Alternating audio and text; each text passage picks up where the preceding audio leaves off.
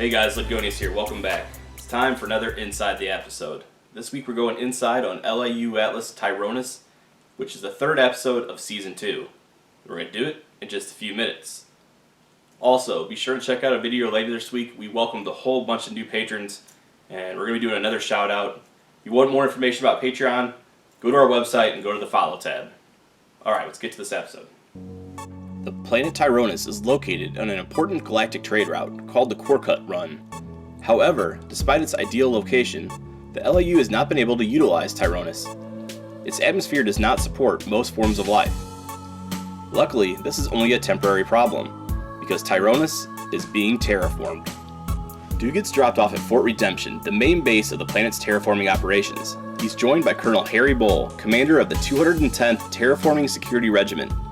Colonel Bull and the 210th TSR were assigned to Tironis to protect the terraforming operations on the planet. According to Colonel Bull, the terraforming process will eventually kill off all of Tironis' native wildlife. It's only a matter of time before they catch on and attack. Let's just say that Colonel Bull is a tad bit paranoid. The main component of the planet's terraforming equipment are the SIAM stacks. SIAM stands for Chemically Induced Atmospheric Manipulation. They inhale the poisonous air and exhale breathable air. At their current speed, the SIAM stacks will transform the planet's atmosphere in just 30 years. Fort Redemption houses more than terraforming equipment though. It also houses the 210th and all their security equipment, including both hard suits and some pretty large guns. There's even an atmospherically sealed greenhouse to grow food for the soldiers. Colonel Bull is highly disappointed in this feature.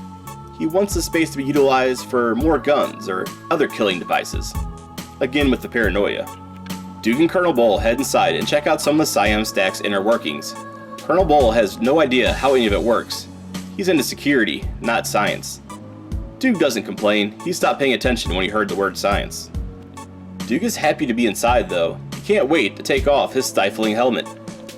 Unfortunately, there's no breathable atmosphere inside the facility either. It would get mixed up with the SIAM stack sensors and disrupt operations. Doog, well, passes out. Doog gets revived and they continue with the tour. There's a convenient graph showing the status of the atmospheric manipulation. Doog's impressed with the pretty colors. Maybe he's still a bit woozy from earlier. Colonel Bull reluctantly takes Doog outside the fort. They head north towards the MFG. Colonel Bull is in full paranoia mode. He brings a full contingent with them, just to be safe. In addition to the poisonous atmosphere, Tironis has an extremely weak magnetic field. This allows dangerous amounts of radiation to reach the surface. The LIU has installed 2 magnetic field generators on both sides of the planet to create an artificial magnetic field. It's cool and all, but Doog starts getting radio signals in his fillings. He might be a little bit too close. Colonel Bull's paranoia skyrockets when they have their first encounter with some of Tironis' native wildlife. Safety's off. We got a Tyronian ball toad. Although he has no actual knowledge of the toad, Colonel Bull assumes it to be dangerous. I mean, look at those shifty eyes. He orders his regiment to fire. The ball toad is spared at the last second when some scientists arrive. Turns out, the ball toad is harmless. It doesn't even flinch when the scientists approach it to take a DNA sample. Yeah, DNA sample. The scientists are cataloging all the genes of all of Tironis' native wildlife. That way, when they go extinct due to the terraforming, the species aren't fully lost.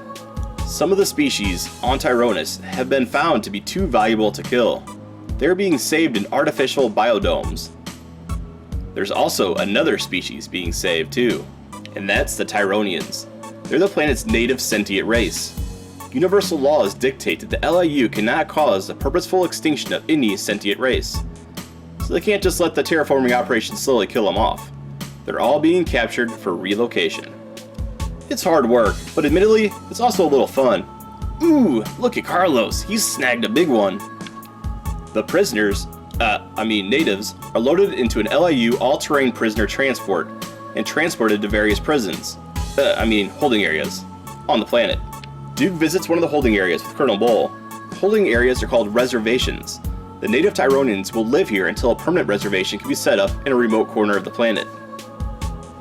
There's an observation deck above the reservation where the scientists can observe and learn all about the Tyronians. So far, they've discovered that the Tyronians are a terrified race. They spend most of their time crying in the corner. This might not be an accurate observation though. the Tironians did just get abducted by a highly advanced alien race. That might be part of the problem. There's a lab below the reservation where scientists study the Tironians from the inside out.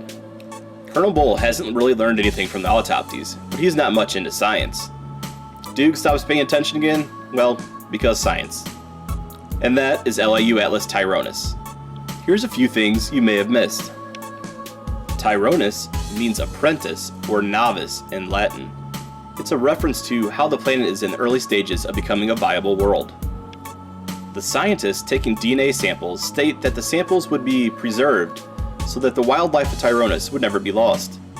The samples are stored in a vault on the planet Tutari, which Doog visits in Season 6. There are billions of stars, millions of planets, but only one man, Terrence Doog McDougal. Welcome to LIU Atlas.